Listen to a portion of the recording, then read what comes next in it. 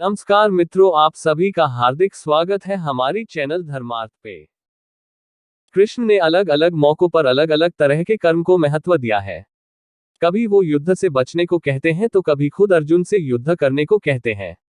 आखिर उनके अनुसार धर्म क्या है, आइए जानते हैं। धर्म क्या है? कृष्ण के जीवन में बहुत लोगों ने उनसे ये सवाल पूछा था। जब द्रौपदी का विवाह होने वाला था तो उन्होंने हर संभव कोशिश की कि द्रौपदी का विवाह 5 पांडवों से हो। उस वक्त द्रौपदी ने उनसे पूछा, आपको पता है धर्म क्या है? एक बार कृष्ण ने भीम से कहा था, हस्तिनापुर दुर्योधन के लिए छोड़ दो, चलो हम नया नगर बसाएंगे। इस पर भीम ने जवाब दिया, आप देशद्रोही हैं। मैं दुर्योधन को मार डालना चाहता हूं और आप मुझसे ये कह रहे हैं कि मैं ये राज्य उसके लिए छोड़कर चला जाऊं, कहीं और जाकर अपना राज्य बसाऊं। अगर आप में सभी को साथ लेकर चलने की भावना है तो आप अपनी बुद्धि से उस परिस्थिति के मुताबिक काम करेंगे। अगर आपकी मानसिकता सभी को साथ लेकर चलने की नहीं है, अगर आपकी सोच में तुम और मैं अलग अलग हैं, तो आप जो भी करेंगे वह गलत ही होगा। धर्म के बारे में आप क्या जानते हैं? अर्जुन और बहुत से दूसरे लोगों ने भी ऐसे ही सवाल उठाए। लोगों ने कृष्ण से पूछा, क्या आपको वास्तव में पता है कि धर्म क्या है? कृष्ण ने हर किसी को धर्म के बारे में विस्तार से समझाया।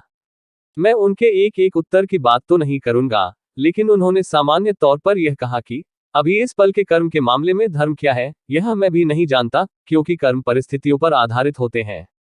हालांकि हम इसके बारे में सही गलत का फैसला करते हैं, लेकिन बाहर से देखने पर हम थोड़े बहुत गलत भी हो सकते हैं।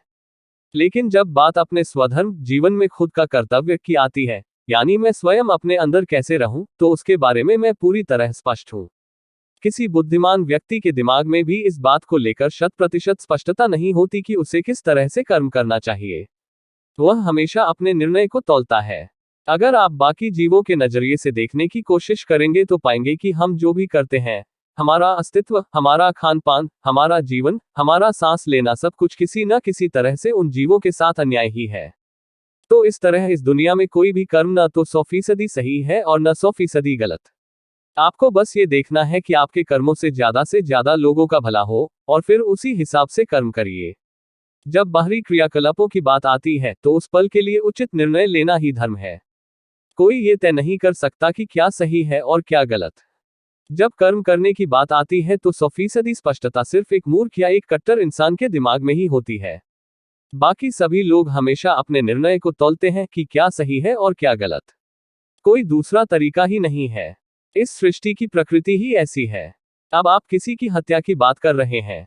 जरा सोचकर देखिए, जब आप खाते हैं तो आप किसी की हत्या कर रहे होते हैं, जब आप सांस लेते हैं तो आप किसी की जान ले रहे होते हैं, जब आप चलते हैं तो भी पैरों तले किसी जीव की जान लेते हैं। अगर आप ये सब नहीं करना चाहते तो आपका अपना जीवन खतरे में पड़ जाएगा और तब आप खुद की जान ले रहे होंगे। तो आप किस धर्म का पालन करेंगे? बात बस इतनी है कि आप भीतर से कैसे हैं। किसी बुद्धिमान व्यक्ति के दिमाग में भी इस बात को लेकर 100% स्पष्टता नहीं होती कि उसे किस तरह से कर्म करना चाहिए। वह हमेशा अपने निर्णय को तौलता है। अगर आप में सभी को साथ लेकर चलने की भावना है तो आप अपनी बुद्धि से उस परिस्थिति के मुताबिक काम करेंगे। अगर आपकी मानसिकता सभी को साथ लेकर चलने की नहीं है, अगर आपकी सोच में तुम और मैं अलग अलग हैं, तो आप जो भी करेंगे वह गलत ही होगा। आप कोई भी काम सही कर ही नहीं सकते, क्योंकि आपका पूरा का पूरा वजूद ही गलत है, क्योंकि आपने बस तुम और मैं बना रखा है। कृष्ण का पूरा जीवन बस इसी बात को दर्शाता है।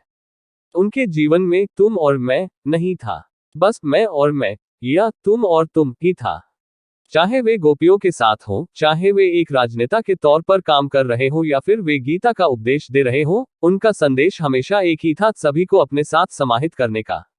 एक बार जब सिर्फ मैं और मैं वाली बात आ जाए तो कर्म तो बस परिस्थिति और उचित निर्णय से तय होता है। कोई भी कर्म 100% सही या 100% गलत नहीं हो सकता।